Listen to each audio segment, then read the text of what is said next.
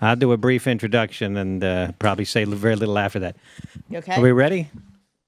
I'm ready. This is Live from the Table, the official podcast of the... Wait, you got volume control. Where's the volume? It's right next to Michael. Test. Try it now. Is that good? Better? That's better. Better. Okay, go ahead. Take two, Dan. This is Live from the Table, the official podcast of the world-famous Comedy Cellar. We're available wherever you get your podcasts, and in particular, available on YouTube, which is how it's done nowadays. And this way you get a video and audio experience, which people appreciate.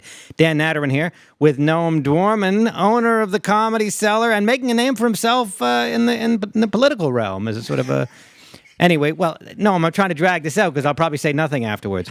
Periel is here. She produces the show. Hello. And we have not one, not two, but three guests. It's a full house. We got Michael Moynihan, former correspondent for Vice News, co-host of the Fifth Column podcast.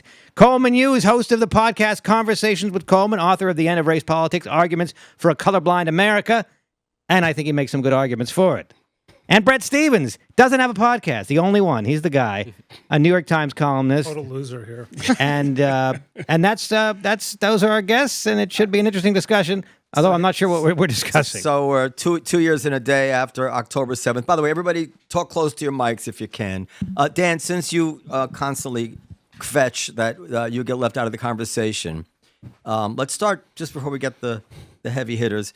What's your take? What a nice intro. What's your feeling as a Jewish person, or as an American citizen of the world, 2 years after October 7th? 2 years after October 7th, I'm not much for anniversaries. It was a tragic event, obviously. That it's the anniversary doesn't give me any special, sentiments. I've been upset about it since October 7th. Okay, and with no special increase in women must love you.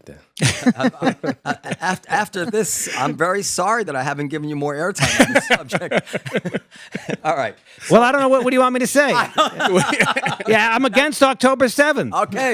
Good. It's a good position. I don't know what else there's more to elaborate on. So listen, you guys are three of the people that I think are, I'm not just saying this, are the smartest people there are, the most insightful. What about Tyler Cowen?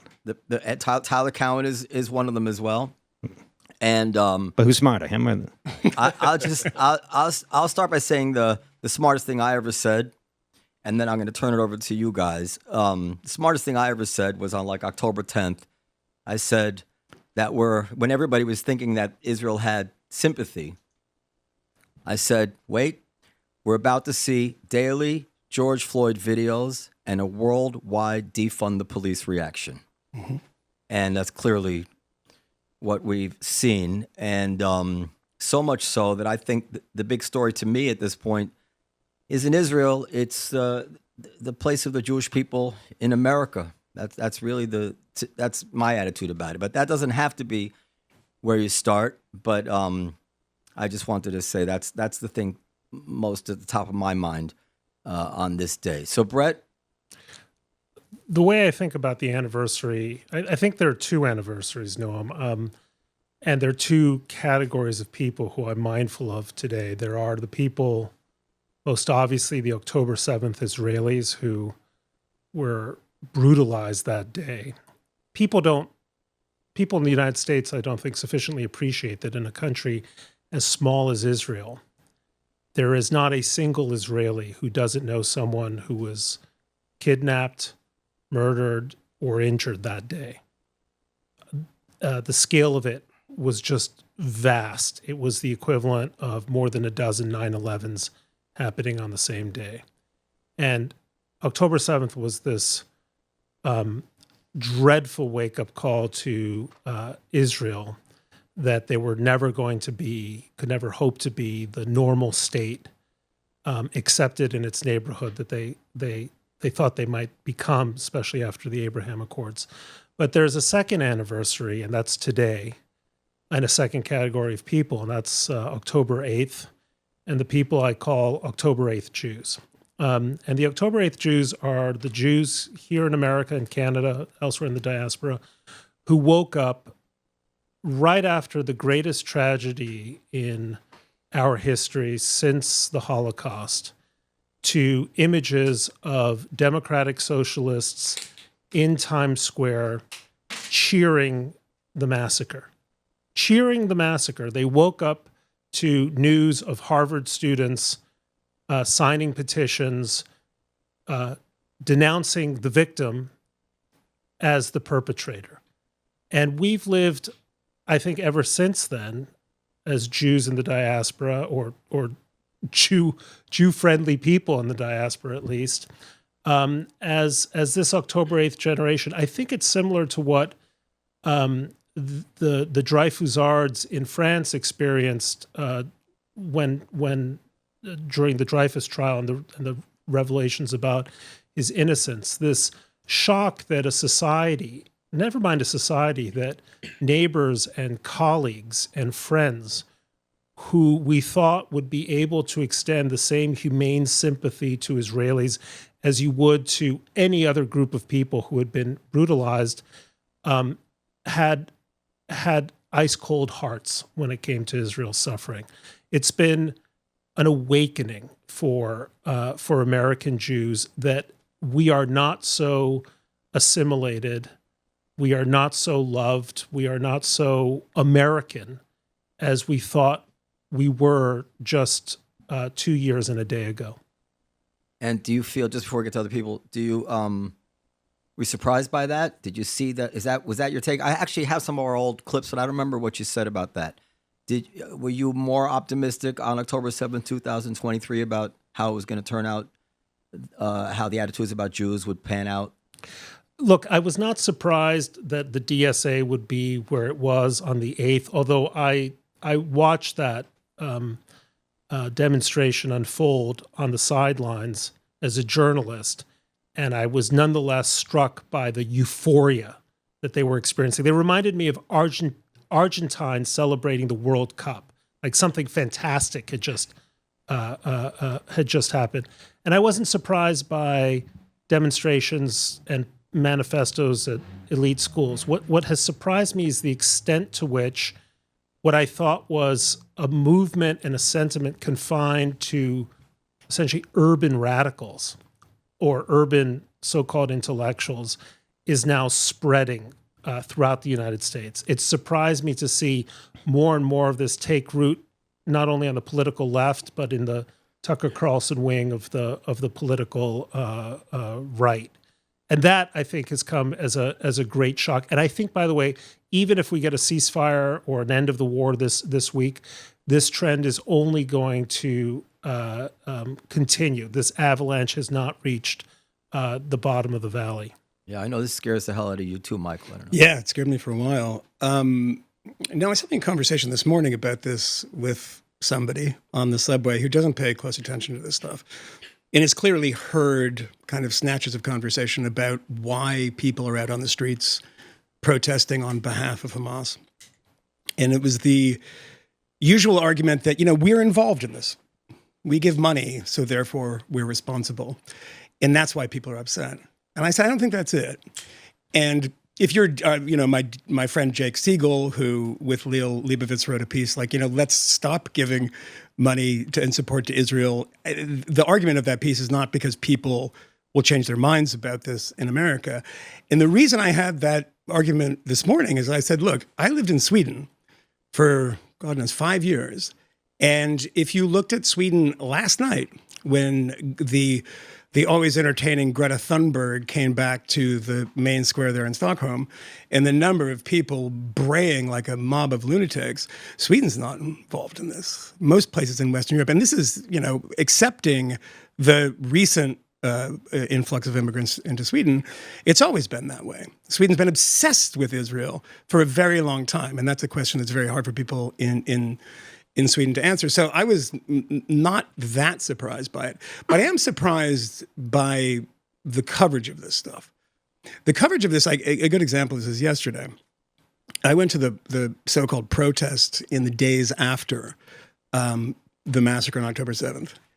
And it's interesting to think back and think of the number of times I heard the word genocide before a single bomb had been dropped from the Israelis. It was baked in. It was going to happen. That's what people were going to say. But the fact, again, 2 years hence, that the name of this protest is Flood New York. One would imagine if you were doing some sort of protest and you're invoking, Timothy McVeigh or Ted Kaczynski in the name of the protest to emulate what happened. And it actually said, "Glory to our martyrs," which is what they said that day too. So keeping in mind that before the Gaza Ministry of Health was telling us these very, very high numbers immediately, this is before really anyone, who are the martyrs then? The martyrs of October 7th. Using the words martyrdom and flood in the name of this protest, and no one points this out. No one in the media points this out. They don't say, oh, by the way, it is named after the actual genocidal operation. Kill as many Jews as we can, the young, the old, the infirm. It's, IDF, who cares? We'll get anyone. And to name it after that in New York City, and as Bret had pointed out before we started, people actually flying Hamas flags. I guess there's a part of that that does surprise me, that it's that blatant. But one final thing on this is you always know this is going to happen if you have a memory of 9/11. Because after 9/11, there was a very famous editorial in Le Monde that said, "We are all Americans now." And they say, "Oh yeah, no, we pissed away all of that support with Iraq, et cetera." If you actually read the entire editorial, it's exactly what you would expect from a liberal French daily. It says, "We're all Americans now," and about halfway through, it's like, "Oh, and by the way, they kind of deserve this. This is what happens when you meddle in the Middle East." It's the exact argument. And I had somebody here, I was in New York on 9/11, saying to me that very day, an Irish guy, surprising, by the way, I don't know why my people are such a just disgrace when it comes to Middle Eastern politics, but made the argument that day that, what do you expect?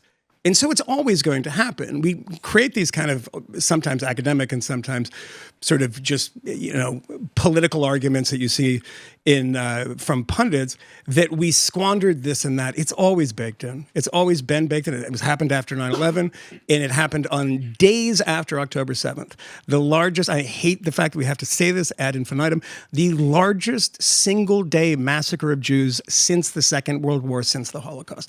It is a distant second. It is a distant second, but it is astonishing But hang on a second, just to be clear, it's not such a distant second because this was one day. And if it had not been for the IDF, there would have been a day 2 of the massacres and a day 3 and on until Hamas had achieved its stated objective of killing as many Jews as possible, using others for a kind of slave labor and kicking out the rest. And to say that their goal was to do one of these anytime they could. A million October 7th. That should be a wake-up call to everybody. And I'll tell you, it's one final thing about today. I was having lunch in Soho, and I was sitting next to these 4 people, and there were 4 Israelis. And I said, I wonder, what the average American, do they understand that someone's speaking Hebrew? And I had this sense of worry for them in a way. And I realized that if there were 4 people next to me speaking Arabic and headscarves, I would never have that feeling. In the time when I thought it was brave when I saw somebody with an Israel t-shirt on the subway, I was like, that's an act of bravery to wear a nation's flag that they clearly were, had an affinity for, were from, that I was kind of worried for them.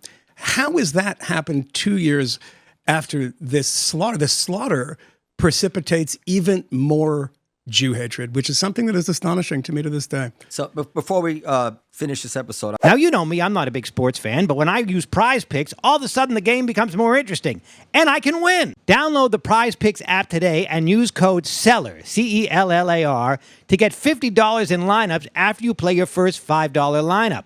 That's code CELLAR, CELLAR, to get $50 in lineups after you play your first $5 lineup. Prize Picks, it's good to be right. Prize Picks even lets you follow your favorite celebs and friends and copy their lineups with just one click. I want to spend some time being devil's advocate to some of the arguments that I'm sure some people are yelling at the screen when they're hearing this.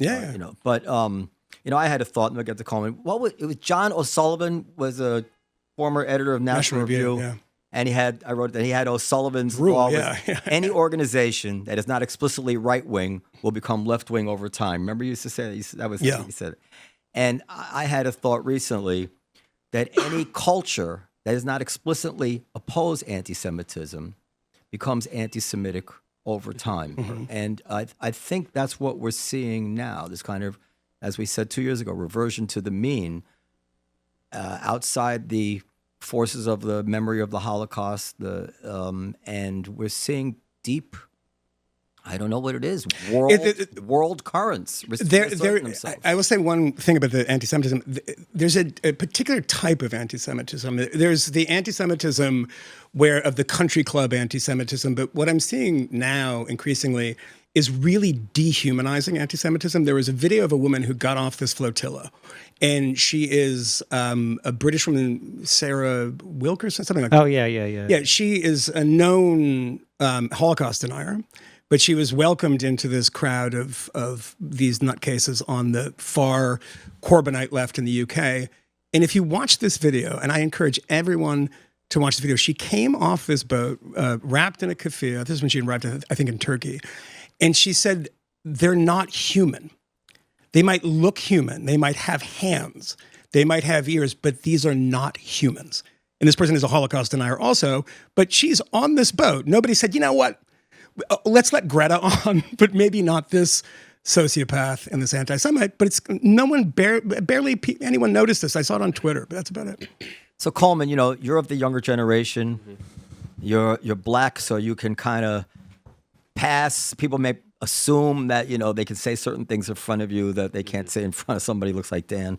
So, or I don't know, Noam, are you exempting yourself from the? Yes, of course I am. Actually, I was kidding. So, give us some insight here. How much of all this is actually anti-Semitism? How much of it is just like lemmings being trendy? How much of it is just ignorance? How much of it is wokeness? Like, how do you, and from your experience at Columbia and otherwise? So my experience at Columbia, I was there from 2016 to 2020. On the Israel-Palestine issue, the campus was as crazy then as it was today. It's just that there was no major war in Israel at the time to bring it to the surface. But every year there would be a week where first of all, when you get there, you go to your dorm freshman year and people knock door to door handing out flyers. Did you know there's an apartheid in Israel, just like there was in South Africa? You probably heard your parents talk about that. There's another one going on, and wouldn't you like to get involved? Obviously, there's no analogous operation on the very small pro-Jewish group on campus, but every year you had a week where the BDS people would take over half of campus, and there would be like a lot of them, like at least 100, and then the very small pro-Jewish group would be like 10 kids at a table on the other. I remember I was friends with one of the kids in the Jewish group, and someone came over, opened their laptop, and just had it read in a mechanical voice the word shame 1,000 times in a row. It's like that was the tenor of the conversation at the time. Now, what I think is interesting about it, and I've had some disagreements with people that are in the pro-Israel camp, as I consider myself to be, about what is the psychological source of this. Is it anti-Semitism proper in the way that it is when the far right does it, or is it anti-Semitism arrived at through on the train stop of basically oppressor, oppressive?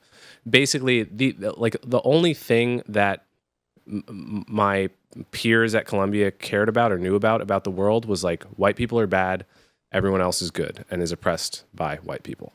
And then the Japanese that get a free pass? Yeah, pretty much. I mean, they do actually. Yeah. No one talked about the Japanese killing 20 million people in Asia. And so that really, it actually is that simple, that was the moral software that they had on their brains. And when they learn about Israel-Palestine, they learn about it as a case of white people oppressing brown people. And that's what it is.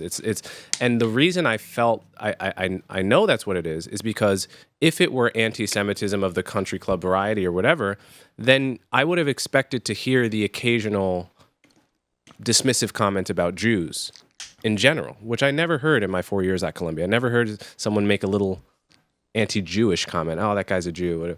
What I heard was a constant stream of verbal abuse directed at white people, white men, whiteness, and that's how they view the Israel-Palestine conflict. Never mind the a million ways it's disanalogous to that, but they don't know that, right? Yeah, I think there are two categories of anti-Semites.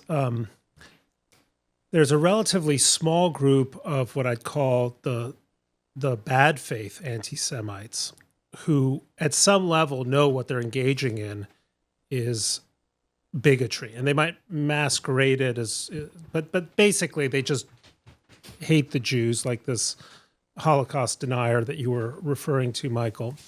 But then there's a much broader category of good faith anti-Semites. They think they're actually serving a cause of justice. There's a great line, I think, in Huck Finn, where one of the characters, I forgot who it was, but one of the characters says, once you got all the fools in town, you practically won. Do you remember that? And what the BDS movement has been so successful in doing, BDS, SJP, the whole kind of the leadership, the anti-Semitic vanguard of this movement has been so successful in doing is basically collecting all the fools in town who very earnestly think, I'm not anti-Jewish. I'm, as Coleman put it, I'm anti-apartheid. I'm anti-injustice. I'm against colonialism. They have never been, and this is the tragedy of their education, they have never been contradicted intellectually. Not long after October 7th, I had a great conversation with Paul Berman, who's an intellectual historian. I think it's City College. Maybe he's retired by now, but anyway, an eminent intellectual historian. He was one of the young protesters in 1968, student at Columbia who took Hamilton Hall way back when.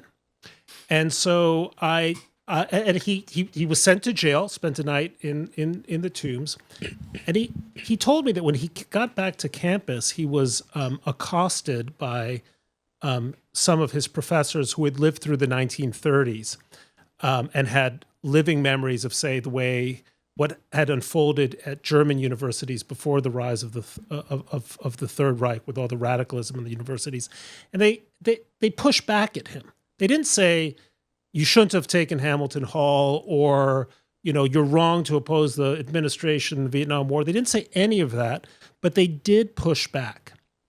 I don't think this generation of students at Columbia, unless they've making the effort to educate themselves or they came to the school with a certain kind of background, I don't think they've ever had someone tell them, actually, the settler colonialist is you. You, white guy or non-Native American guy at Columbia, your land acknowledgement statement does not, in fact, absolve you of the reality that you are a settler colonialist speaking a European language, the beneficiary of an explicitly colonial enterprise, and that, in fact, your shallow understanding of Zionism ignores the fact that Zionism, properly understood, is the oldest anti-colonial struggle in history, that the language that the Jews in Israel are speaking now is an ancient one, not a European language, and that there is an unquestionable and incontrovertible link between the Jews and that land, and that they have been fighting Babylonians, Romans, or Greeks, Romans, Byzantines, Mamluks, Ottomans, and Brits to get back to their land. And so your opposition to settler colonialism is actually an indictment of yourself and an acquittal of the very Israelis you seek to indict.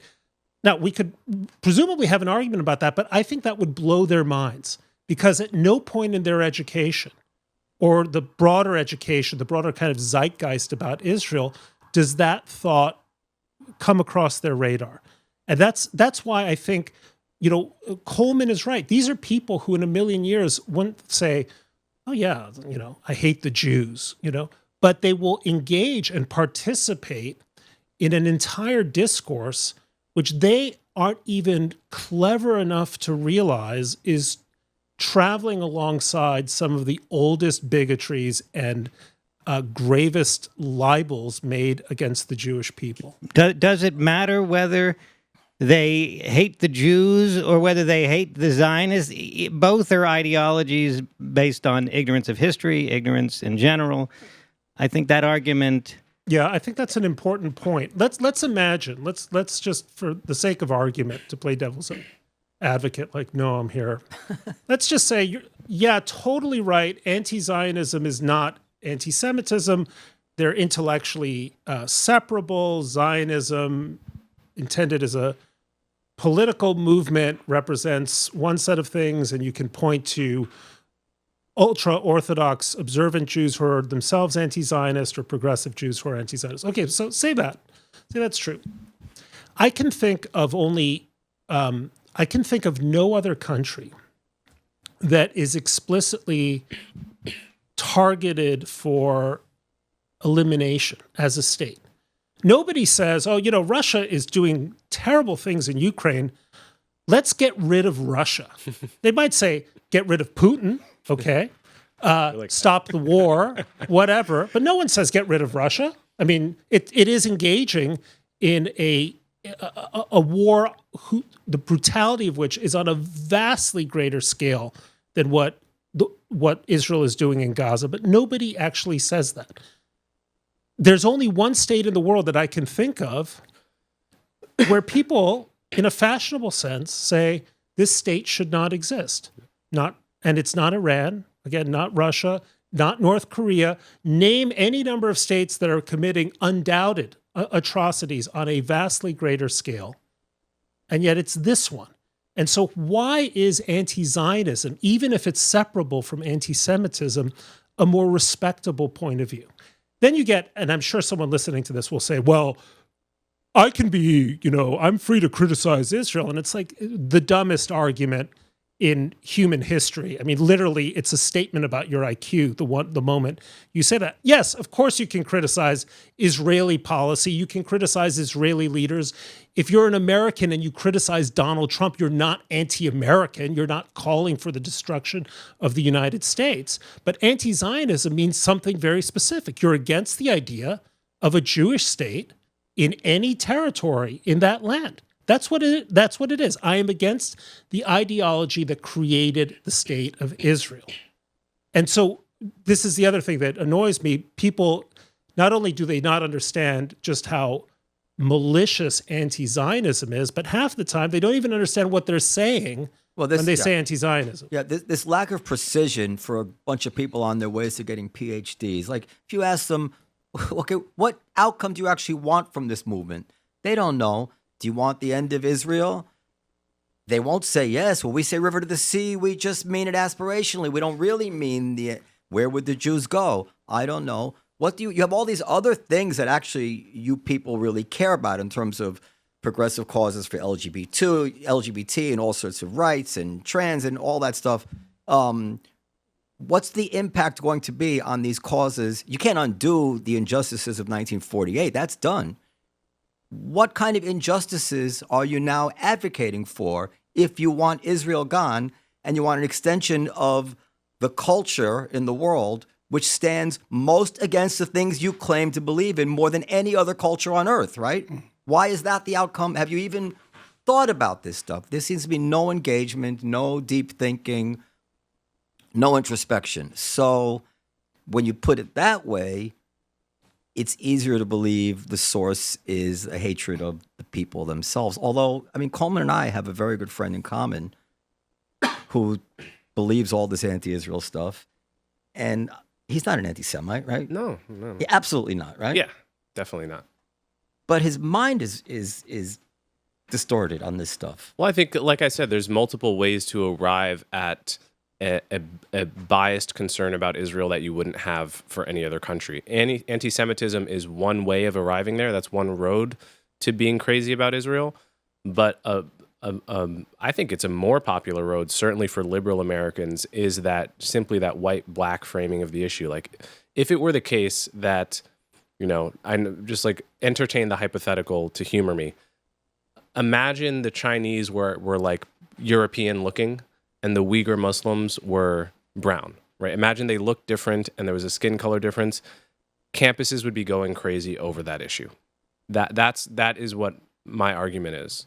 And the only reason you never hear about it is because we can't really tell Han Chinese apart from Uyghur Muslims, and neither one is white and neither one is brown, and that's what we care about. And the way in which people are being made to be dupes on this issue is because Hamas has one set of concerns that has nothing to do with the stuff Westerners care about.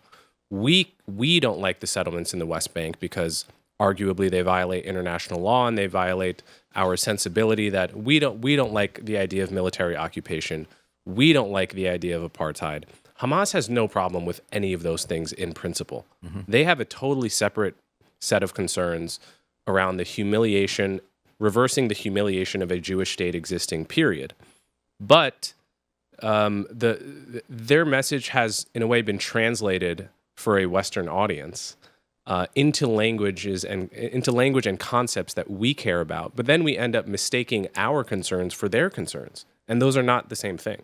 But how come the people who supposedly care so much about these things have conveniently ignored the fact that LGBT rights, trans rights, the slaves that are being held, and treatment of black people? Like, Hamas is horrible. Like, their record is not good on any of those things. Apparently, you dispense with that with a phrase, right? That's when I first heard pink washing. Hear this? If you ever say that there's an enormous and very popular gay pride parade in Tel Aviv, the only one for quite a number of miles, and people are like, oh, you're engaged in pink washing. Right. But I think Bret's point is the one that needs to be repeated over and over again. And I didn't realize it had to be at the beginning of this phase of the conflict. And I did a very raucous debate with my dear friend Eli Lake against somebody else who shall remain nameless publicly, and it was there was a couple hundred people there, and there was this kind of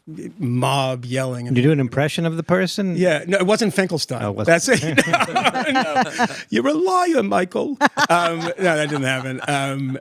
Finkelstein, by the way, who's opposed to BDS. And was shouted down at Columbia for saying this. He said to say to the river to the sea is maybe you shouldn't do this.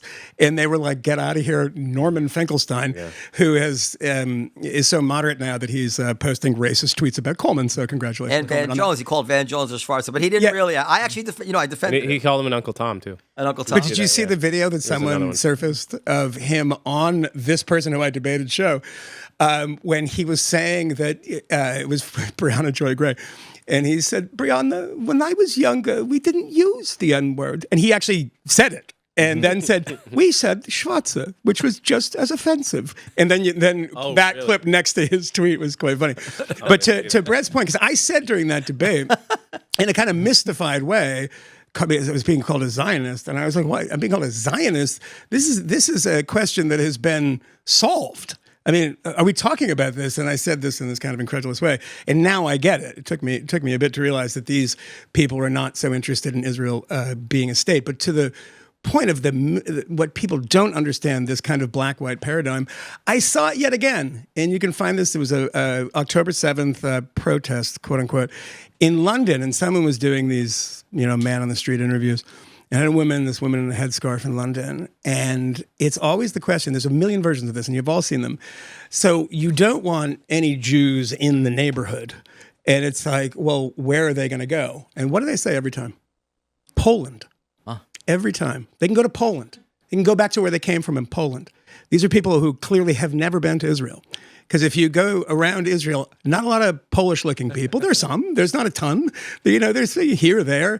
But it's this idea that there's white people and black people, and you can get rid of the white people and tell them to go back to Poland, where they were so wonderfully treated in the past. A case in point, Harry Enton, I thought he was from India when I met him. Did you really? Yes. And our booker, Esty...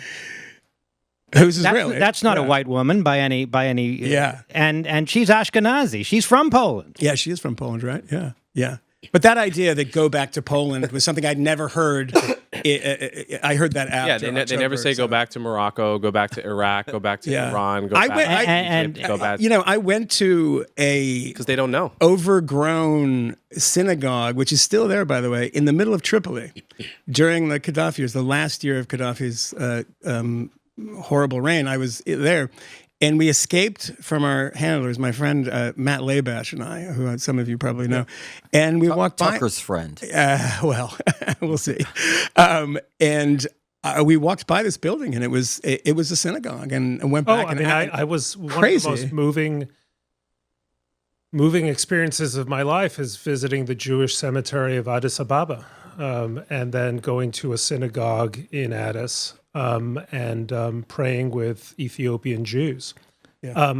People who visit Israel are always astounded. Yeah. Who are these black people here? Yes. And you kind of have to. These are the same people who make confident pronouncements about the future of the Middle East, with next to zero knowledge about the actual nature of Israeli society. No knowledge that a majority of Israelis are quote unquote brown because they have. They're of Middle Eastern descent rather than of Ashkenazi descent.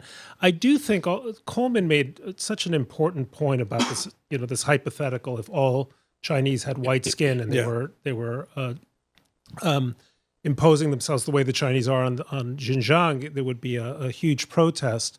It is the case that it is, I think, a mystery to your average Columbia undergrad. Sorry for constantly picking on Columbia. No, we deserve it. Other universities too. That brown people do bad things too. People who are non-white do bad things. Coleman certainly does. Yeah. Coleman all the time, Absolutely right? the worst. Right. I mean, the Arab slave trade, right? The trading of African slaves, not through Senegal, but through Zanzibar, okay, was every bit as massive as the European slave trade. Where's Zanzibar? It's on the That's eastern. where Freddie Mercury's people are from, I believe. Yes. It is true. Zanzibar has Iranian, many claims to Zoroastrian. distinction, none greater than Freddie Mercury. No, that's probably true. It's is the true. greatest. Apparently, it's quite beautiful. I've never been. Zanzibar is Tanzania. It's off the coast of Tanzania. Yeah, so it's on the eastern side of Africa. Those slaves were not being traded out to the Western Hemisphere or to Europe. They were going to destinations elsewhere in the world. Anyway, I mean, this only says that bad people exist in all cultures throughout history and have done terrible things. And you pointed out the Japanese depredations in China. I mean, you can go sort of throughout the globe, but that history is, I think, really obscure and has been almost deliberately obscured in the textbooks that most supposedly educated students grow up with. And I think, you can trace an intellectual history to Frantz Fanon and this kind of, for sure. This fetishization of what do we call it? The global South, the third world, whatever you want to call it. But, the anti-Semitism we're seeing is all a product of this miseducation. The way I think we've arrived at this moment is not that anti-Semitism has taken over too much of America. I think what happened was that a set of anti-Semitic adjacent ideas became ubiquitous throughout much of the country, in Europe and in the United States. And so then it's just a very short step to anti-Semitism. I mean, if basically, take this idea of privilege. We used to have this concept in America that was called success. Noam Dorman came from nothing and nowhere. Actually, I have no idea. Well, he didn't come Came from from a nothing. lot, but go ahead. And he, established this like thriving hub of comedy and conversation in the village. Success. Or you can say, Noam Dorman has this gorgeous studio. I mean, I'm sitting in the plushest leather seat I've ever experienced, and he's privileged. Uh-huh. So this word privilege became a buzzword you're privileged. Why do you have privilege? And it's typically used about, white privilege or male privilege. But talk to a David Duke, and he'll say, no, it's the real privilege is Jewish privilege. Yeah. So when you take a lot of Jewish Americans who rose from very little and became very successful, instead of looking at these people and saying, oh, what a success, living the American dream, you say, he's privileged. He doesn't deserve it. He took it from someone. It deserves to be taken out of his hands. So the idea of privilege is not anti-Semitism, but it leads to it. By the same token, by the way, I would say on the right, especially on the right, once you're a conspiracy theorist on any number of subjects, you're going to light on the greatest conspiracy of all, which is anti-Semitism. What is anti-Semitism? It's not a bigotry about the Jews. It's a conspiracy theory about the Jews. Who controls the media? Well, it's actually the Jews, finance, et cetera, et cetera. So,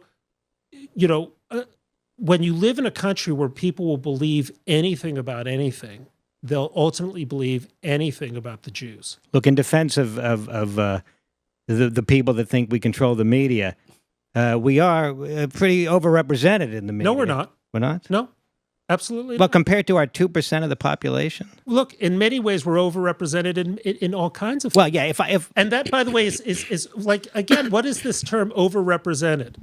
I don't know exactly what it means. Asians are overrepresented at Stuyvesant High School. I used to live right next to it. Is that overrepresentation, or is that like very studious Asian kids who are making? Well, yeah, it's very studious. But were I to not know better, I would be astounded by the number of Jewish people. So this is where in the public eye compared to their. Sometimes I go to a place and there's no Jews there, and I forget. Yeah, we barely exist because one small point. Yeah, people forget that admiration and envy exist on the same coin. You can either look at a successful group or a successful person and feel admiration. How did they get there? Or why do they have what I don't have? Yeah. They're very close. And we used to have a society in America where success was met with admiration. And now we have a society in which privilege is met by envy. Yeah, so this is where I think Thomas Sowell's entire career is a great resource, because we do have this strange intuition that society should roughly match, like achievement in various domains should match the census. If you've got 13% of the country is black, you should see roughly 13% of black people in various places, right? In the NBA. Go ahead. Yeah. Well, like for some reason, people have this intuition. But then when you actually test it against any of the facts of any multi-ethnic society for the past 500 years, you find that not only is it not true, actually the opposite is true. Even in cases where there is no discrimination, you see massive specialization. Just like you have chain migration, you have like chain businesses, right? So there's these crazy factoids about how Cambodians controlled, to use this word, right, 3/4 of the donut shops in California, because people follow what their cousin does. Like Greek diners. I don't know if you're old enough to know Greek diners. When I lived in Harlem and Hamilton Heights, every single deli, I used to ask, where are you from? It's always Yemen. Yeah. Why? Because why is Dunkin' the wrong Donuts question, franchises right? in the East Coast were Indians. In a way, when the more you look into this, the more you realize actually what you should expect is not equal results from very different cultures. You should expect different results from different cultures. And so there actually is nothing strange about the fact that 2% of the population is overrepresented. I imagine Jews are overrepresented in the media, but every group is overrepresented and underrepresented in virtually every single domain. You can't even find an example But also there's where a people reason aren't. that the Jews There's always are a in the reason. media There's always a because reason, they yeah. couldn't There's get, after they moved after the Holocaust, they couldn't get jobs anyplace else, and so they started I don't Hollywood. I mean, that's No, true. that is actually true. By the Well, way, not after there are the lots of- Holocaust. Hollywood There are was lots of Jews in the well media, before the Holocaust. But I do remember when I worked for the Wall Street Journal, I had a delegation of journalists from Gulf states, and I was asked to sort of present what the Wall Street Journal was. I said, the Wall Street Journal is owned by News Corporation, whose led by Rupert Murdoch, and one person in Arabic said, Murdoch al Yahud, Murdoch the Jew. Yes. And I said, no. Just so you know, Mr. Murdoch is not Jewish. He's a Christian.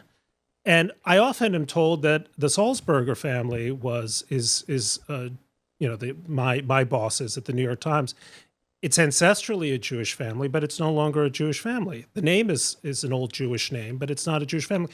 People make these assumptions about Jewish-controlled media, and I'm like, like, really? Like, I mean, yeah, there are some Jews who own newspapers. There are many Christians who own newspapers, but there's an anti-Semitic stereotype that is the Jews control the media, and therefore what is supposed to be common knowledge is actually a giant lie. I mean, all the conversation that I've seen about the Free Press being purchased by Skydance and Barry Weiss becoming the editor-in-chief of CBS News is about quote-unquote Zionism. I mean, you've seen this, and these are relatively mainstream people that are having this conversation, which that is why, because of obviously CBS needs to become pro-Israel, and therefore they hire Barry and give them $150 million. But to Coleman's point, the kind of racialized view of everything has destroyed so much. And you get these people and they feel handcuffed by arguments they don't understand when talking about representation. You've heard the phrase, I could probably just ask you, Coleman, what is the phrase for Asian people who are very successful? Model minorities. Model minority and white adjacent. White adjacent. Google that if you think it's so Stuyvesant. I do this trick with friends. I mean, the truth is right now, white people are white adjacent. The most successful people. Indian adjacent. Yeah, Indian adjacent. But you mentioned Stuyvesant, and I always do this with friends when I say, I'm Stuyvesant, and these people like Mamdani who want to destroy these public schools that are, test only, gifted and talented type things. And it's only 5%, 4%, 5%, 6% black. And the presumption is that it's 90% white. And I think the percentage of white might actually be lower than 6% because it's 88% Asian or something like that. I mean, I used to live by Brooklyn Tech, and the bell rang, and it was only Asian kids coming out. But those kids do not come from quote unquote privilege. Most of those kids that you talk to have parents that are, out working at the bodega at 3 a.m, are in Jackson Heights and Queens, and torture their children to make sure they do well. This is a cultural thing, and it scrambles the brain when people see things only through this prism of privilege and race, and also race pride of like this thing of like, I think you and I have talked about this, of saying, you have to take on all the terrible things of your race too. When you're saying, Arabs have been involved in slavery. We as, when we were kings, it's the name of a great movie about Muhammad Ali. Yeah, it's like, you're not going to say when we were slavers. But you have to take on all of those things if it is my group. And you don't get to just take the good things. You can take the bad things too. But you're saying, Coleman, sorry. I was going to say, Muhammad Ali is an interesting point because I've noticed that African Americans and Americans in general are so ignorant of the global history of slavery that several famous people have accidentally renamed themselves after enslavers in the rest of the world in an effort to reject whiteness. So that film Woman King. Yeah, Woman King it was based on a tribe that was a slave selling product. Go ahead. Yeah. Can we get back to October 7th? Okay. Yeah, we can. Oh my God! Always about you. Okay, so let's spend some time on what's the joke? You people always thinking about October 7th. Yeah, all you people think about.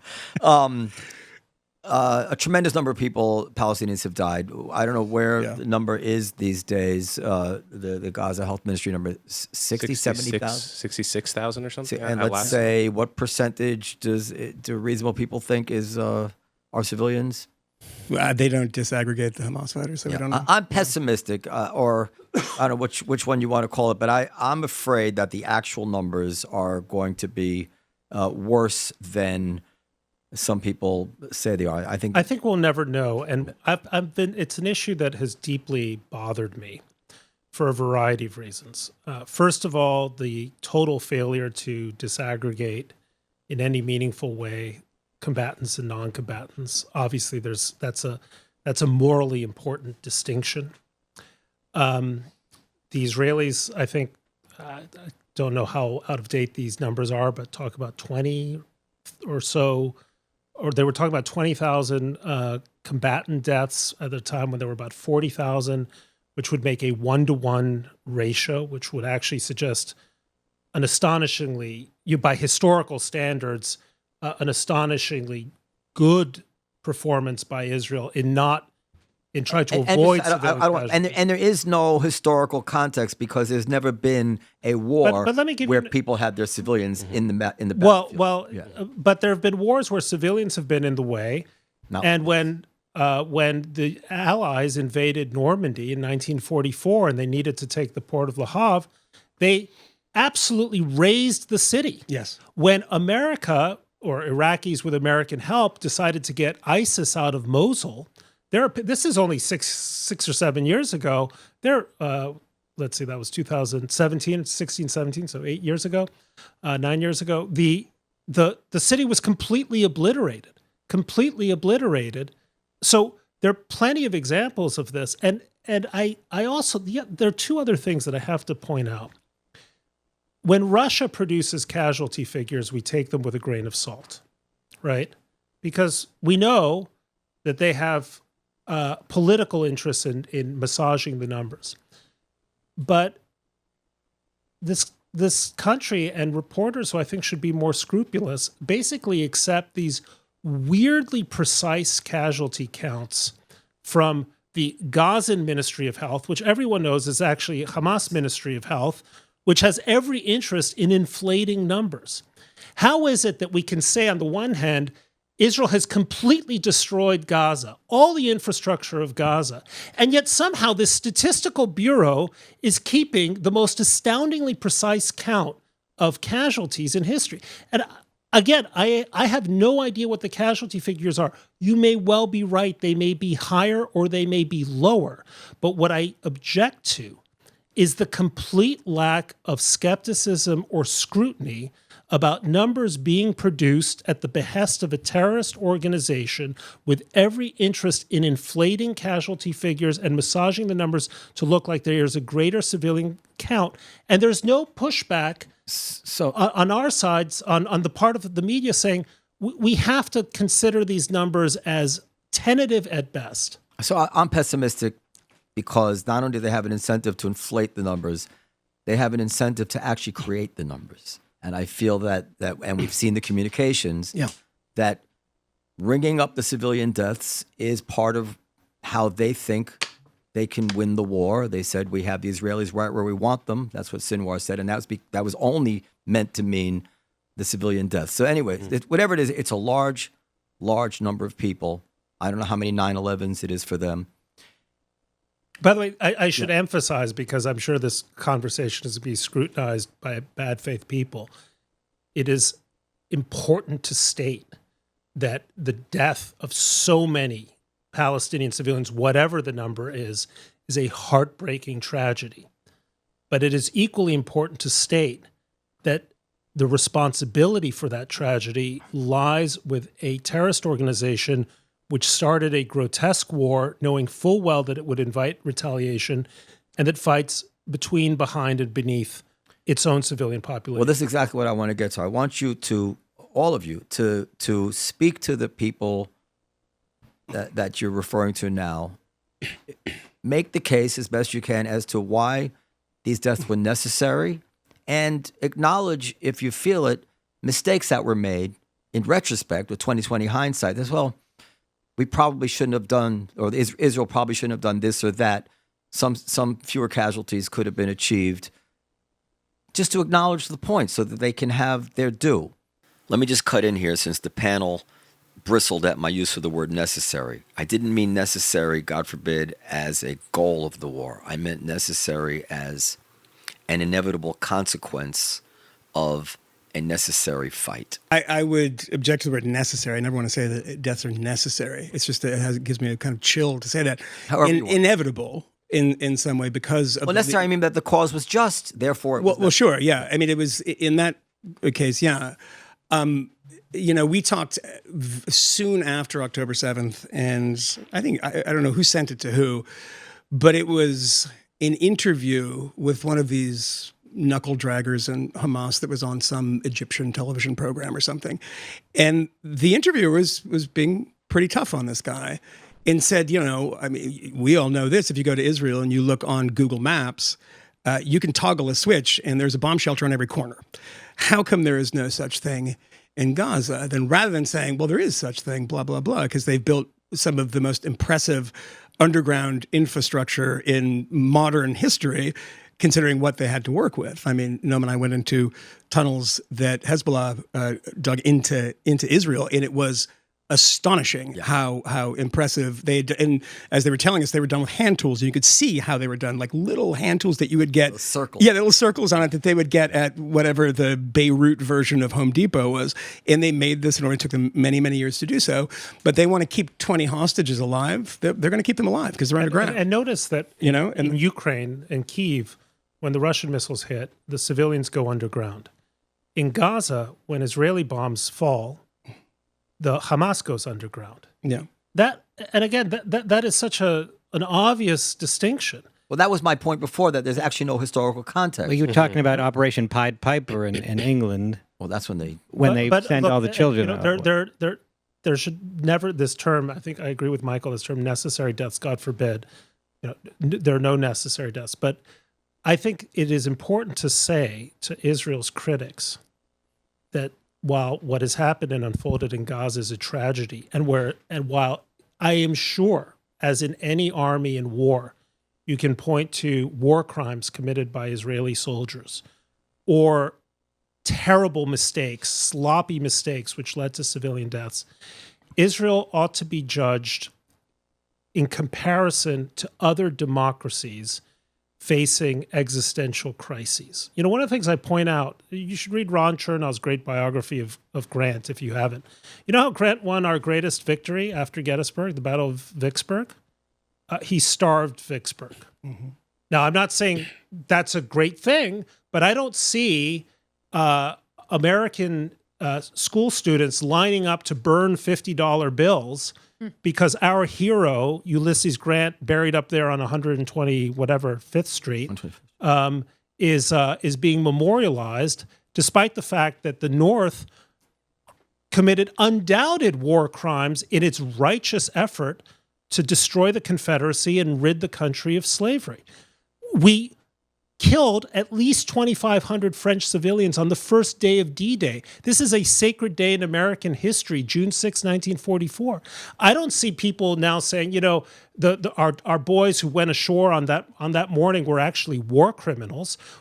There was just a Masters in the Air, series featuring the heroism of the B-24 bombers going over German skies. They're dropping bombs. Those bombs are falling almost indiscriminately on civilian targets. So if you agree that Israel believed and was fighting an existential war against a death cult, as Douglas Murray likes to put it correctly, bent on its annihilation, then you should judge Israel's actions and you should judge the results in Gaza by the standards of America, say, in the Second World War. It is true, by the way, that people now do say that Hiroshima and Nagasaki were wrong, but they never say genocide. Thank you. But they never say they were genocide. They say they were wrong at worst. But I've never heard the word genocide applied to Hiroshima or Nagasaki, even when spoken of today. You want to say something? Yeah. So I think everyone would agree that Israel had a right to try to go get its hostages back, right? Mm-hmm.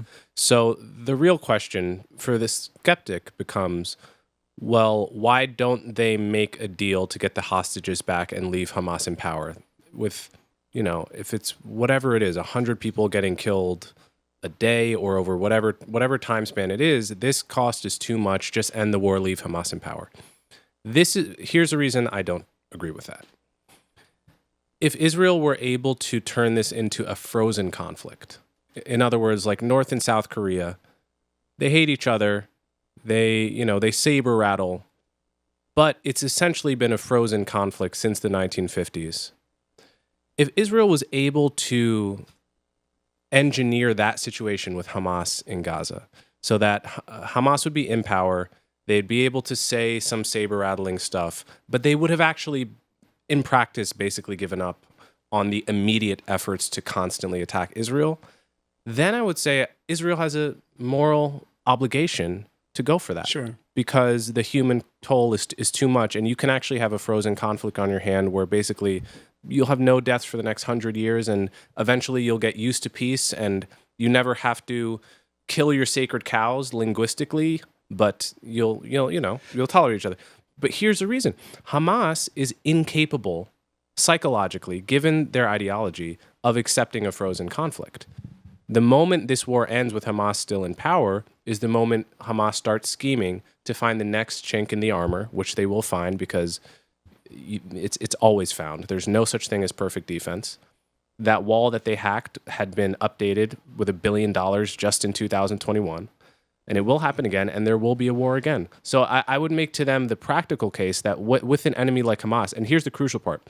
The reason we know Hamas is not a deterrable enemy is because not only did they do October 7th, but after this huge humanitarian cost they've suffered, they are still wanting to do it again. Not even this is enough to deter them. So we know that they're undeterred by any. This makes them unlike most typical war enemies. Like there's no ending this forever war until Hamas is gone and they're replaced by the more moderate Palestinians. To Noam's point, and to yours too, about this, the people who have that thought are me. I mean, I have that thought quite frequently. I mean, I see these horrible images and you cannot help but be affected by them because it kind of pulls you out of the politics of it when you see them, right? And you say, is there no way of making some deal and then having a forever Operation Wrath of God, which is a high cost, obviously, to Israel, very different than, killing people in Paris who are the head of the PFLP or something. And I know that that's not logical, but I think it and I want it to be true because I'm desperate for this to be true because I don't want this to keep going. And I don't want this to keep going because I don't want people to die, not because I want Israel to be in this horrible situation. But to Bret's point, too, is that the historical ignorance that people have is why so many people that are friends of mine and people that I consider good friends, because they see images and they don't know anything about war. And I should, make people do this. There is an incredible film that is very hard to get in the U.S. A guy named Sergei Loznitsa, who's a Ukrainian filmmaker. He's done these incredible historical films where there's no voiceover, no narrative, and it's called A Natural History of Destruction. And it is about the bombing campaign over Germany. It's between, it has people making bombs in the factory in the UK. It's just archival footage. I could pull out the footage from the bombing raids in 1943 of Hamburg and make people feel the exact same way because it is a gruesome, hideous thing to see. Considering, as Bret points out, there's almost no precision here. They're incendiary bombs designed to burn the city to the ground.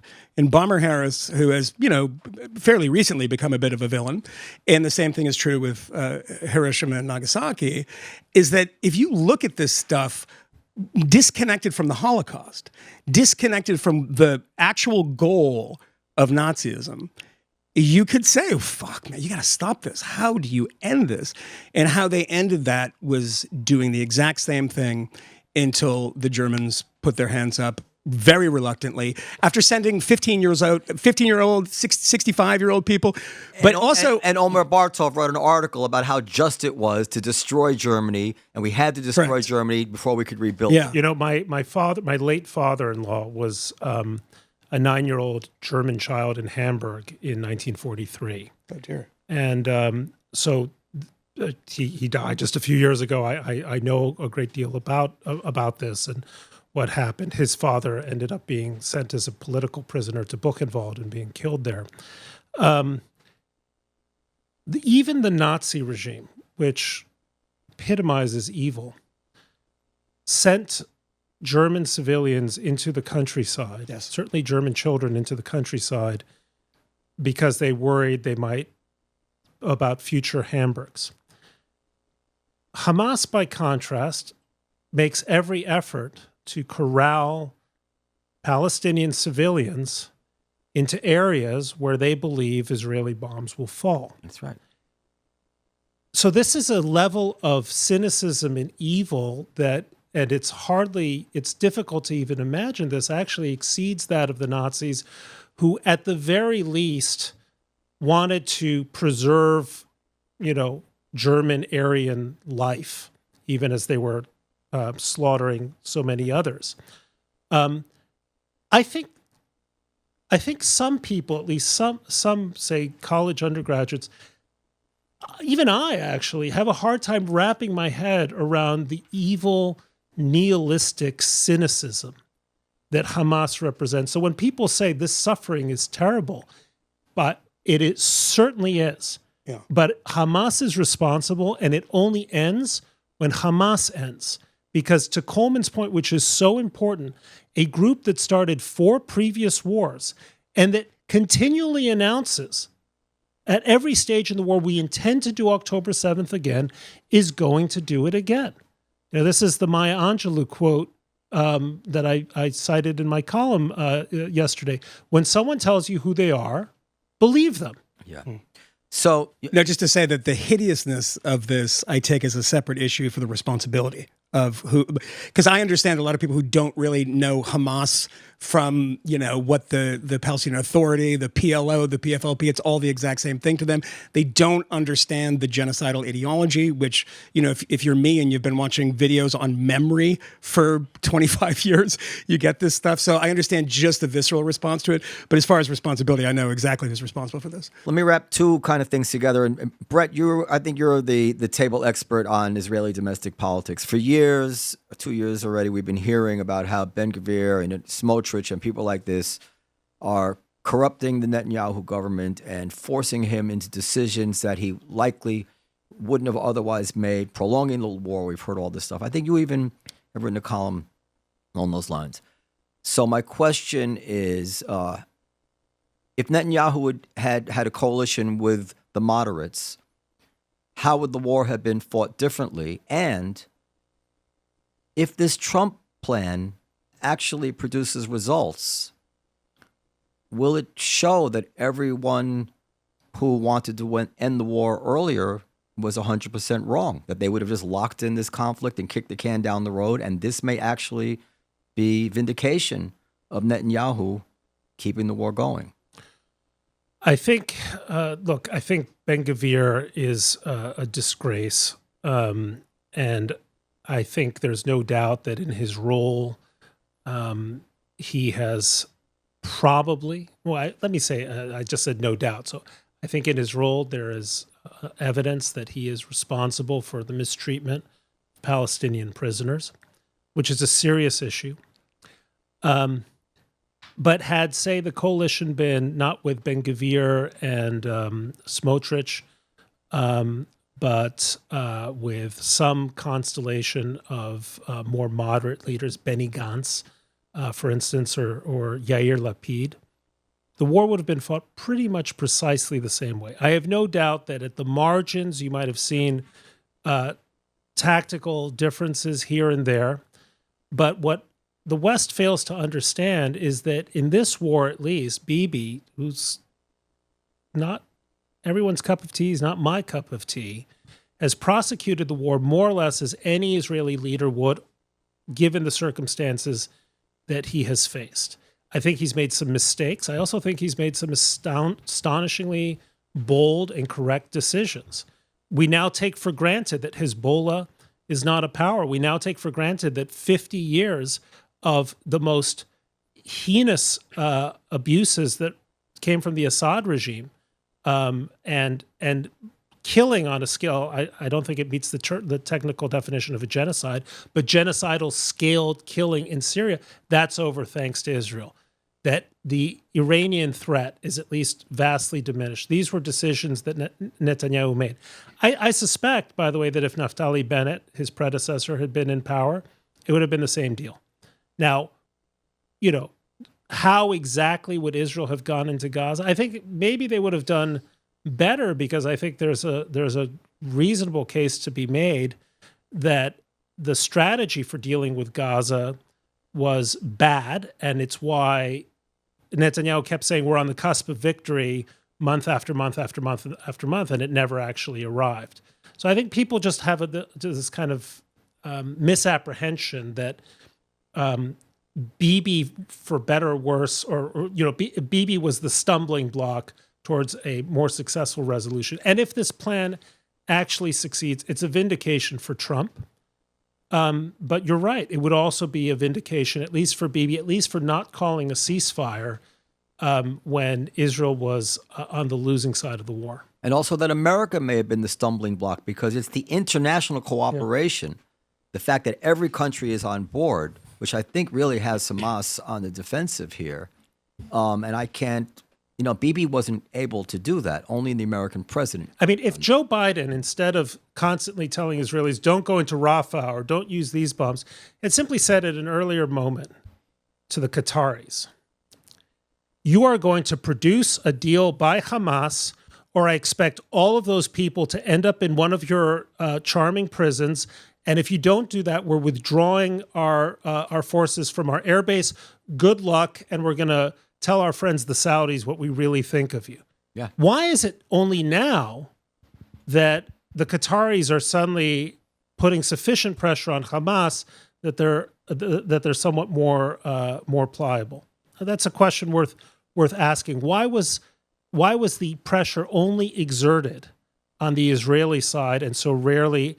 Why was no pressure put on, by the way, Abdel Fattah al-Sisi in Egypt? Open your border. In any other war, when there was a war in Syria, Turkey and Jordan opened its borders to millions of desperate Syrian refugees. Egypt opened its border to Libyan refugees. This is what typically happens.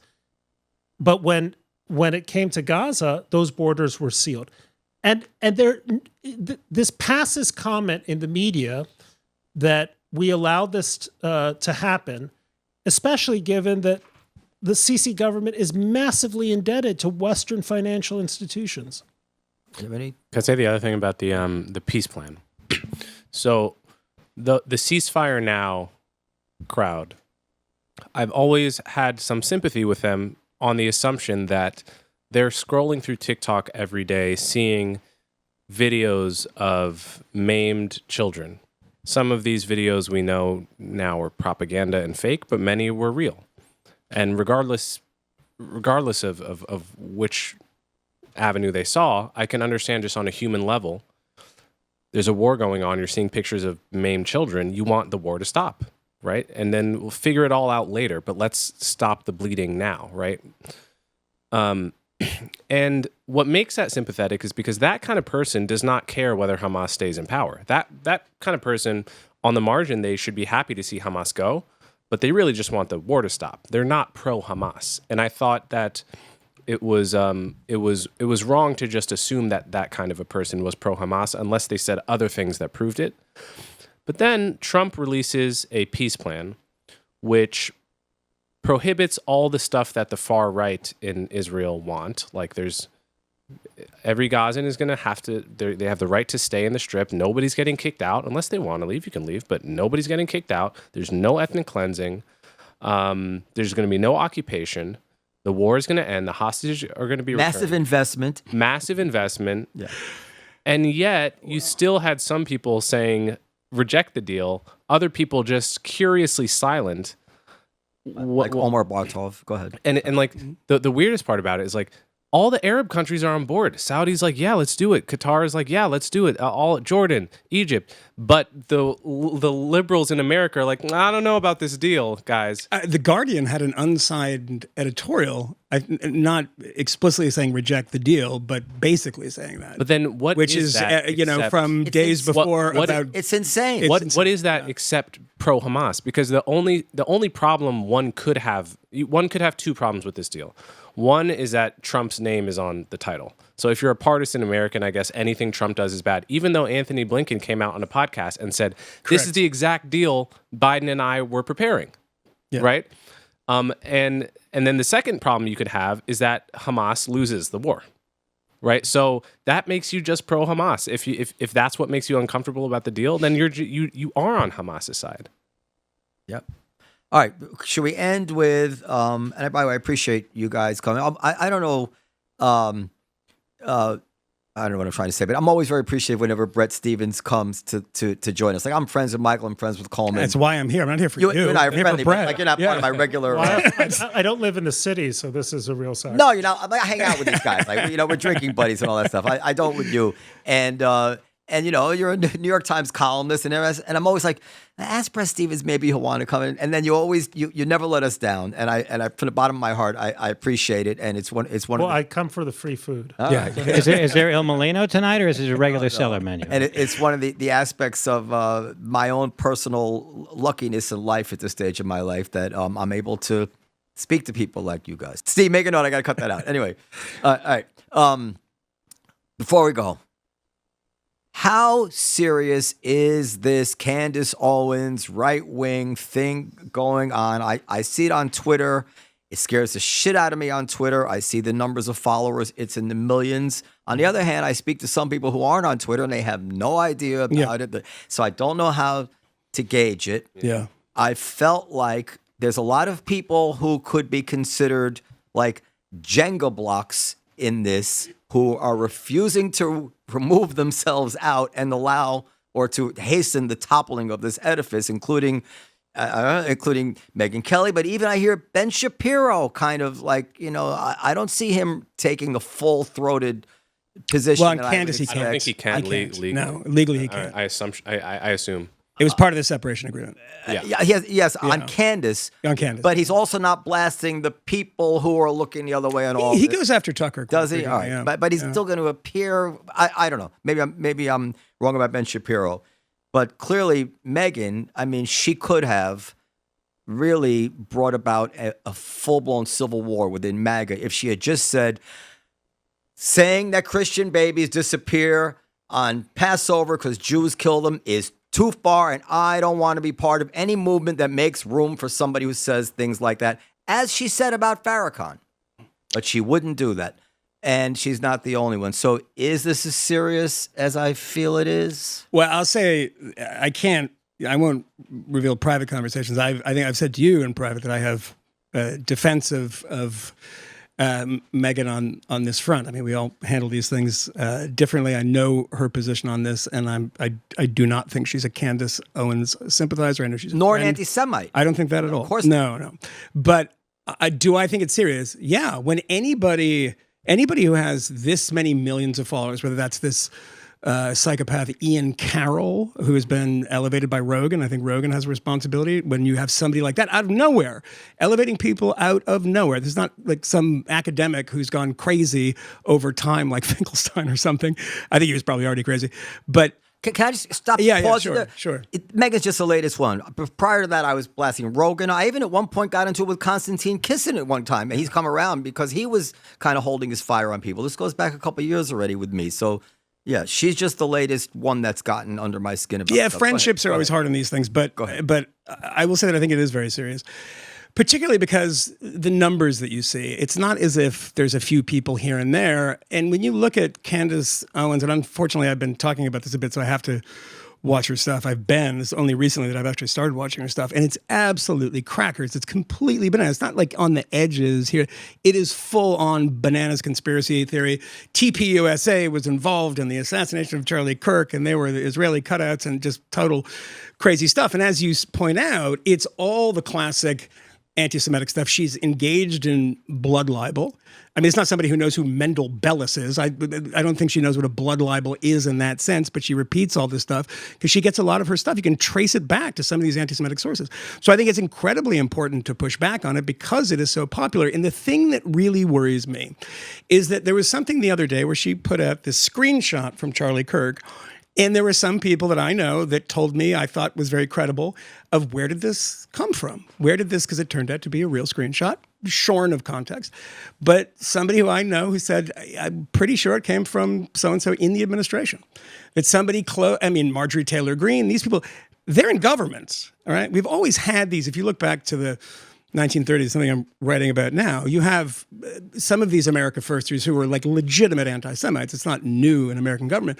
But the fact that you have people within this administration, and there is that fight within the administration of getting rid of the neocons and these purges, and who's going to win this struggle between the kind of Buchananite conservatives. And they talk about neoconservatives. That's not a real thing within the Trump administration. But people that are more sort of, I would say, more mainstream when it comes to American foreign policy, particularly when it comes to Israel. I mean, Noam, you and I were in Israel, and we went up into the Golan, and there was a little village named after Donald Trump. And it's like, this is a man who's very popular in Israel. And that drives the Tucker types crazy. And I think that, so it's important in the sense that I think there's that internal struggle within conservatism, but there's some pretty sinister characters who have some very, very sinister ideas. And in the past, you had the Joe Browns of the world, you had the Pat Buchanans and Buckley's purge of them. And I wish there were a Buckley-like character to purge them, who had that sort of moral authority. But keeping in mind, Tucker Carlson and Dave Smith, who you recently debated, a fantastic debate, you should listen to it, said that William F. Buckley was one of the great evils of the 20th century when it came to conservatism. And Tucker said, I totally agree. And I was trying to figure out exactly why that was. Because he purged the Correct. Semites. And that's why, right? Review. It was the Buchanan stuff that they objected to. And I was like, oh, they mentioned CIA. He was in the CIA for like an afternoon before he founded National Review in the early 50s. So what is it? It's clearly that. And those people really, really want to get a hold of the party. So I just think, do they have a chance of doing so? I don't think so at the moment, but I don't want to take that risk. I think it's a truism. Well, it's not a truism because I think I coined this phrase, that in a healthy democracy, the fringes bend to the center, and in an unhealthy one, the center bends to the fringe. I think that's right. Very good. And I think what really worries me is, well, two things. The center's constantly bending to the fringe, which is Megyn Kelly vis-a-vis Candace Owens and Tucker. But the other thing is, it used to be the case that each side at least tried to police its worst elements. George H.W. Bush campaigned against David Duke when he won a surprise victory in a Louisiana Republican gubernatorial primary. The Democrats were always aware they wanted to keep the Farrakonites out of the party. There was a sense that a certain kind of political hygiene had to be maintained. And inevitably there'd always be a crackpot, who made it into Congress or a state legislator or something like that. The Dana Rohrabacher's of the world. Right. But on the whole, party leaders made the effort to say, this guy's not on. And it's happening on both sides. Kathy Hochul's objections to Zoran, her, quote, differences of opinion with Zoran Mamdani didn't prevent her from endorsing him. And I consider that every bit as disgraceful. But at the same time, the right is not policing itself. And that's when I kind of stay awake at night thinking, are we or are we not screwed? That's what makes me think we're really screwed, because we are each side moving towards the center of gravity has moved like that. And everyone else, because they're attracted to power, are moving in those directions. Why do you think that is? Why is there no Buckley now, and why is there no one conducting that hygiene experiment with the crazier people in the party? Well, I mean, that's a whole other podcast. Yeah, I know.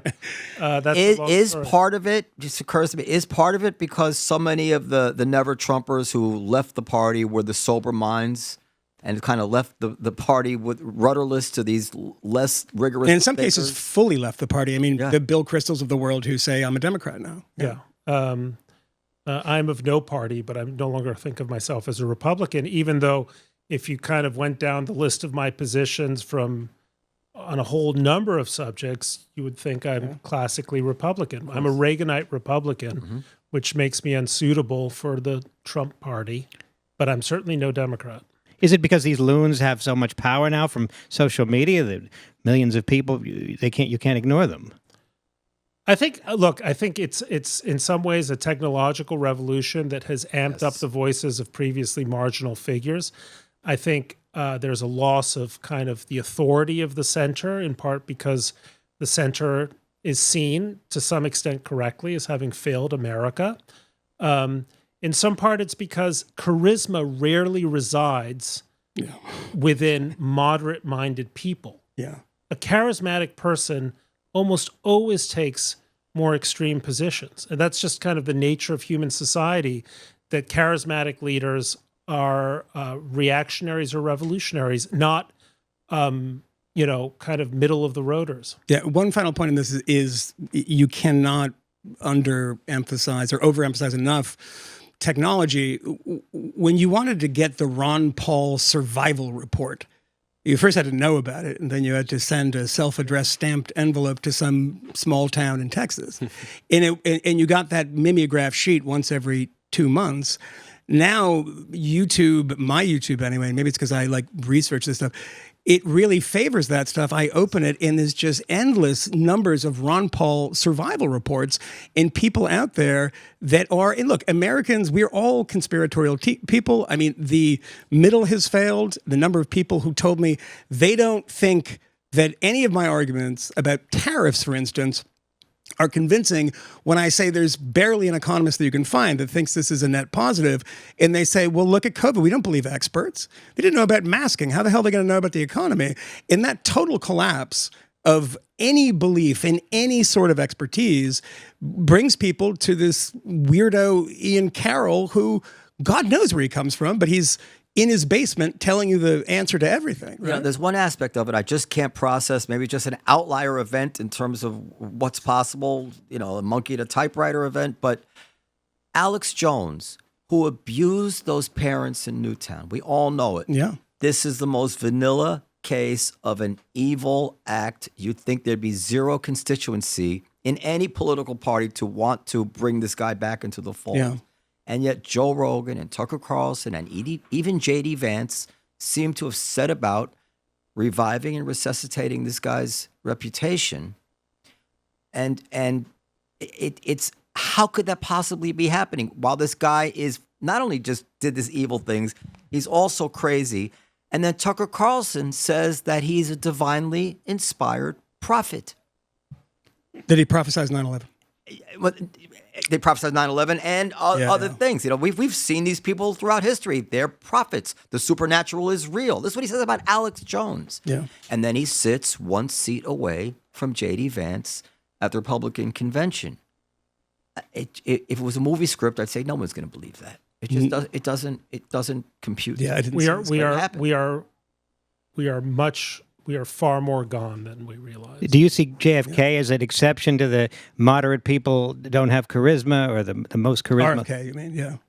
Well, no, JFK. JFK, yeah. Oh. I mean, it is true. And Reagan was a charismatic figure who, I will shock some people listening to this. Although I guess the people listening to this will not be shocked. Reagan was a charismatic centrist. Lincoln, in his way, was a charismatic centrist. But on the whole, Bill Clinton. It's easier to be charismatic when the things you say are shocking. And I think that has been amplified by the algorithms of social media. I think it has been accelerated by the collapse of belief in any form of authority. And I think it's been, I'm now looking for my verbs, but facilitated massively by the basically 3 generations of really bad education in this country that have left so many Americans intellectually incapable of noticing a logical fallacy, of seeing, of understanding the historical illiteracy of so many arguments.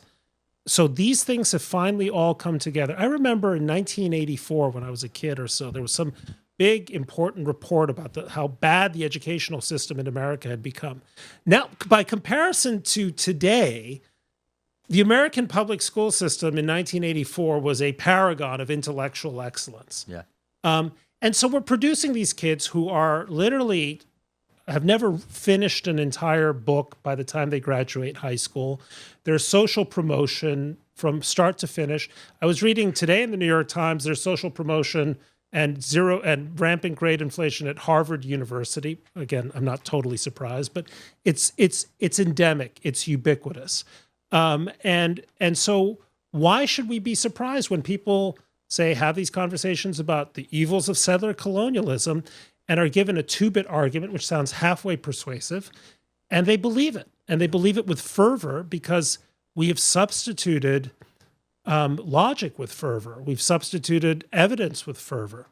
So here we are. And Yeah. Hey, Stephen, bring up that short clip, not the one that says Bret, the other one. By the way, can I ask you, do you get stage fright? No. Never. I mean, I don't want to say never, but no. Why do you ask? Because I see it in you and you and you.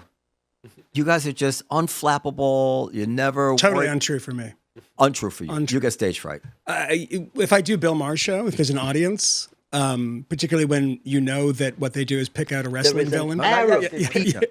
So that always gives me a stage fright because, live to tape, a bunch of people that are going to yell at you and boo you and stuff. And I've been on the other side of that. It gives me a bit of stage fright, yeah. I like it's better when Mild. you're booed. If you're not booed, who are you?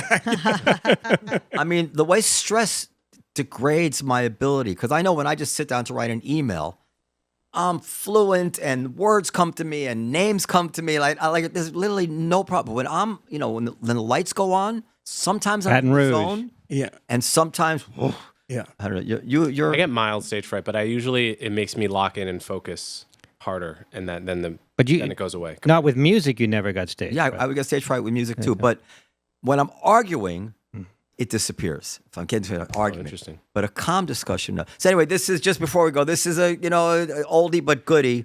But I think it really does. It's Israel. I mean, we all agree the Jewish people in Israel have failed for years, and especially in the last 2 years, to make the most elementary logical points of why their cause is just and as the Jenga blocks. So somebody sent this to me. Our friend Andy sent this to me.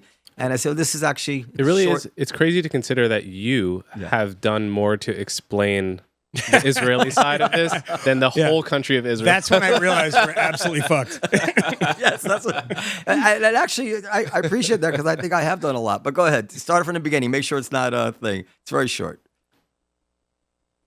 Yeah, that's it. There is an Arab people that has 20 independent countries with thousands and thousands and thousands of square kilometers, and we have about 1% of that entire territory. If Hussein hadn't gone to war in 1967, when he shouldn't have, when Eshkol asked him not to go to war, the West Bank would have been in his hands. If Assad hadn't gone to war, the Golan Heights would have been in Syria.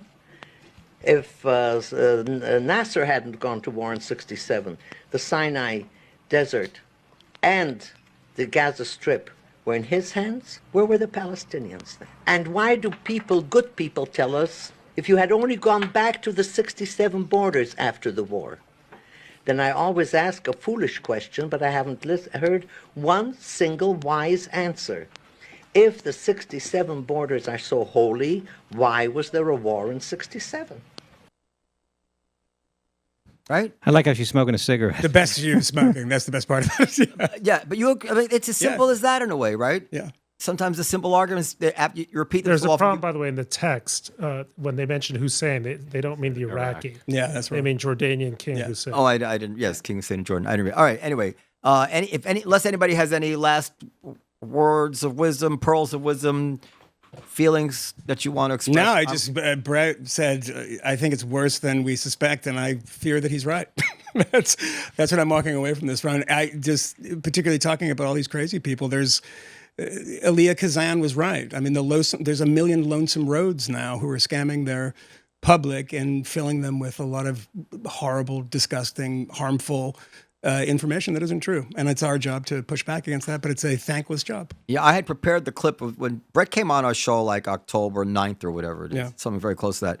And I had said to him at that thing, and I had the clip, but I'll just tag it on at the end here, that I felt that this was going to be a war on the Jewish people in the world. That I didn't see how, I didn't expect the right wing, I didn't see that coming, I mean, as it did. but I did see it coming that my You know, kids. the only argument that might help the Jews, but it's a long shot that this argument succeeds, is that every society that has become super saturated by anti-Semitism has suffered even more than the Jews. Eventually. The Arab world kicked out its Jews, and the Arab world is not doing well. Europe lost most of its Jews, and Europe is in a state of crisis in one country after another. I think one of the reasons why the United States did well wasn't simply because it was a good home for Jews, but any good home for the Jews would be a good home for so many others. And as this wave of anti-Semitism sweeps the United States, it is that telling symptom of some really bad cancer in our social fabric. Why do you think it's a long shot? Because people have a hard time thinking historically. People, as a comment I hear all the time from people who are younger than I am, is something to the effect, well, that happened long before I was born. So most things happen before you were born. It doesn't acquit you from the responsibility of knowing them. But it's hard to make, look, I'm in the business of persuasion, and it is a kind of a depressing time to be in this business, because I know that people who are disposed to agree with me feel their views are being reinforced, and people who are disposed to hate me will just dismiss me. But what I think is becoming more difficult is reaching the reasonable person on just the other side of the argument and pulling them an inch or two in your direction. And I don't know why that's happened. Maybe the reasons we mentioned previously, but I do sense that it's happening. I think we have cultivated, instead of cultivating kind of like habits of an open mind, we have instead cultivated the habits of closed-mindedness. And that's an astounding fact in the land of the free, and in an era where every technology allows you to have an argument, and where everyone's screaming, but nobody is listening. And that's I think, our civilizational challenge. That's somebody who writes a column by. That's like the end of a column. That's exactly perfect. Exactly That's what like I was that columnist thinking. brain right there. All right. Thank you very much, everybody. Good night. Thank you, Nam. Good night.